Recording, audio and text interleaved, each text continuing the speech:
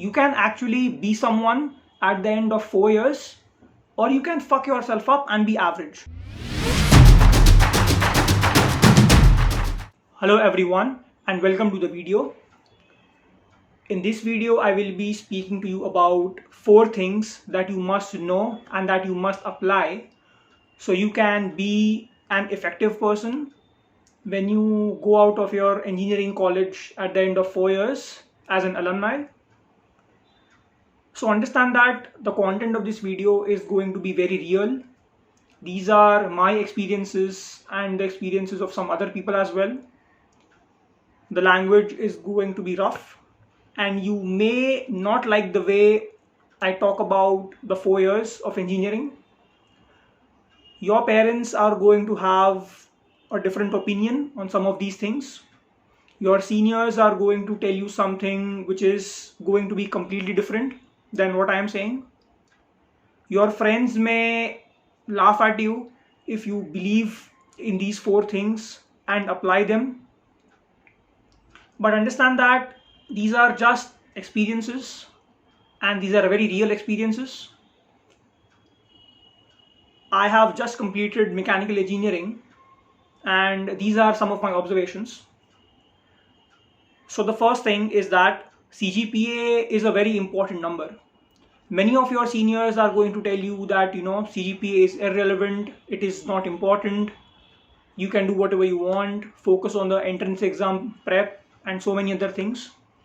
But the fundamental importance of CGPA is often noticed when elite companies, they are going to visit the campus and they have a CGPA limit, which implies you need to have a minimum CGPA in order to be eligible to apply to that company. And many of you are going to simply give a reason that I don't care about the campus placement, I want to go for higher studies. Even in higher studies, many of the institutes in USA are giving admits based on a very high weightage to the CGPA of the student. Many universities are going to have a limit on the CGPA that you need to have a CGPA of minimum 8 or minimum 8.5 in order to be eligible to apply to the master's degree or to the PhD. Even many of the business schools, they do see the entrance exam scores, the CAT percentile or maybe the GMAT score, but they still see the CGPA of the student. I understand that you may feel that in India, CGPA is not the indicator of the quality of the skill set of the student. But universally, CGPA is considered to be an index which basically shows the caliber of the student. You can't change it, I can't help it. So you have to follow how the world works. Moving on, during these 4 years, you must be able to find some vision of who do you want to be. I mean, doing a degree in mechanical or electrical engineering is not the end. You do become an engineer at the end of 4 years, a qualified engineer. But some of you are going to work for a company, some of you are going to teach at IITs or some elite institutes. Some are going to work for the national government at institutions like DRDO, BARC, ISRO, etc. Some of you are going to become IAS, IPS, IRS, IFS officers. Some of you are going to do an MBA and work in investment banking. Some of you are going to become entrepreneurs and have their own startups and companies. But the fundamental step to doing any of these things, to be able to do any of these things, begins with identifying what do you want to do. Identifying what your interests are. What appeals to you? How do you want to make an impact on humanity? What is the impact that you want to have on the country or humanity in general? Yeah, like when you teach, you basically are making an impact on students. When you work for a company, you are basically making an impact on that particular industry. Yeah, and it is very easy to get lost. If you don't have the right kind of initiative, it is very easy to follow someone else's vision, you know. Like if in a given class of 60 mechanical engineering students, one third of the class decides that I am going to do an MS in USA, then I will also do an MS in USA. Now understand that if that person is doing an MS in USA, he has some vision behind it. He has some kind of logic behind it. Yeah. That logic may not suit you. So first find out what do you want. It is not harmful to do what the others are doing, but make sure that you really want to do it. Now moving on to the third thing. Understand that most of you are adults and learning only engineering is a very stupid idea. Yeah, like you can be a very expert engineer, you can have a PhD in some field of science and engineering, but you also have to understand a lot of the other soft skills that are going around. You need to understand for sure how the economy works, how money works.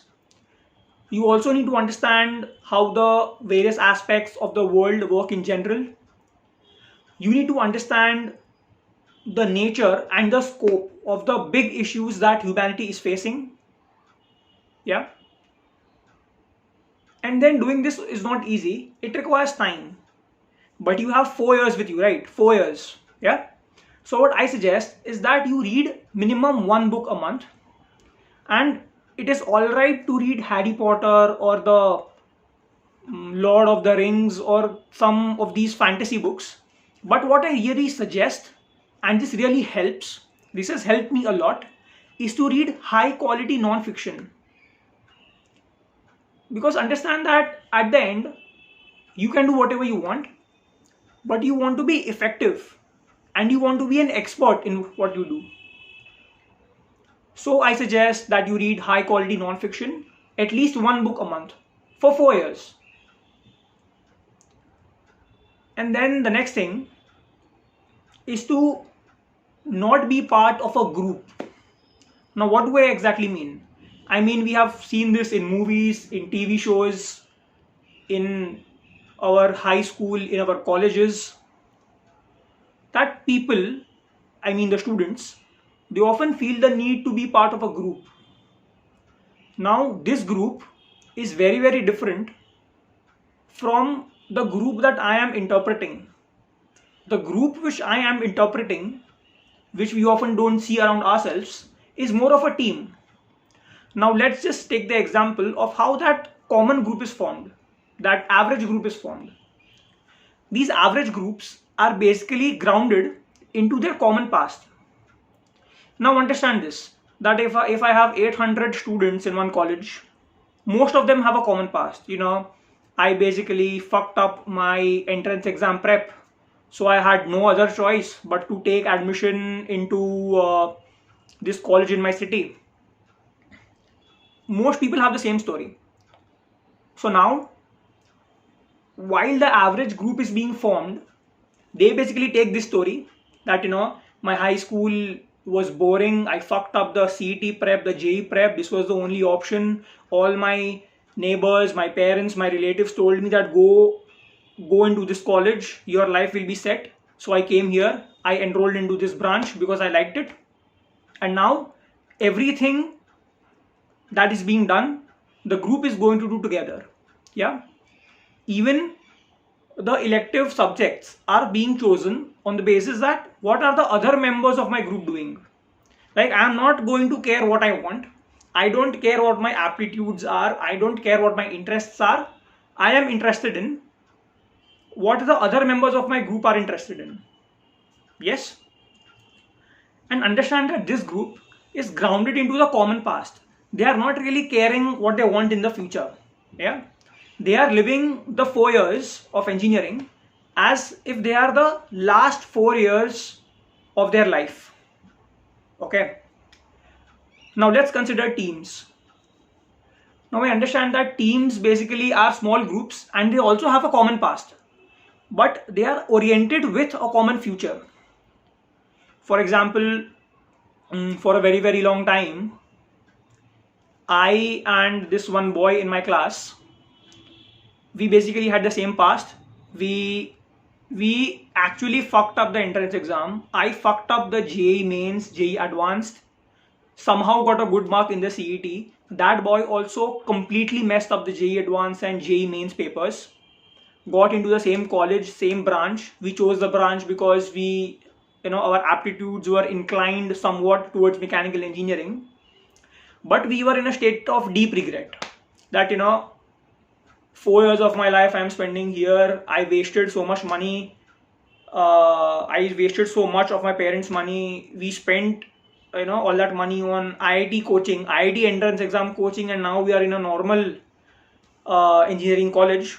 So we were in the state of mind that we basically deserve something better. Yeah.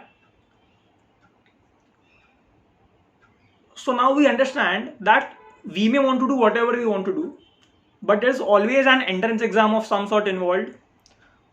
There are other things that you need to have a minimum GPA. There are some other things as well that you need to read about this subject. You need to study that. That is not in your normal college syllabus, but still you need to study that. Yeah. Like some people have to study German language. Some people have to study Indian history if they, want to go for UPSC and all these things. Some people have to study for various other subjects when they want to go into the army or the air force after engineering. So basically what happens is that the future is different, but the common future is that all these people, these 2 or 3 people in that team, they want to go to a better place, and they basically help each other go to that better place. They actively help each other to pursue their goals. I mean, this is the real definition of friendship. A friend is someone who is going to actively motivate you to pursue your goal. A friend is not someone who has a common interest and you both are going to fuck around in college, fuck around and bunk lectures. Whenever you feel that I don't want to attend this lecture, you basically walk out and you spend 2-3 hours in the canteen. This is not real friendship. This kind of friendship wherein you enjoy together, you basically do whatever you want, don't really care about the future. This friendship works in school. But in college, most of you are adults and you have to take it seriously. Yeah. So choose better friends. Like I fucked up my 11th and 12th chiefly because I chose the wrong friends. Yeah. I actually chose the wrong friends. So that's just it, man. I mean, you may think that this guy is, saying something really weird, but you can show this video to a senior professor and then tell me. Yeah. Show this video to a person who has been through those 4 years, who is now studying at a reputed institution, who is working for an elite company. Yeah. Like we all have these people, they get like a 99.99 percentile in the CAT, or they get a perfect 340 in the GRE, or they do an MBA from Harvard. You can show this video to them and then you can decide whether these 4 things, the importance of CGPA, the importance of finding your own vision, the importance of reading, the importance of reading good quality books, and then the importance of not sinking inside your group. These 4 things, the importance of these 4 things, you can decide for yourself. So in the end, I just want to say that like this video if you learn something from it. Share this video with anyone who's going to join any undergraduate course. Yeah, because ultimately the aim of this video is to help you to be effective at your studies, help you to be effective at whatever you are learning. Yeah, because that's how we build a strong nation, right? People are effective at what they do and then they become a strong nation. Thank you.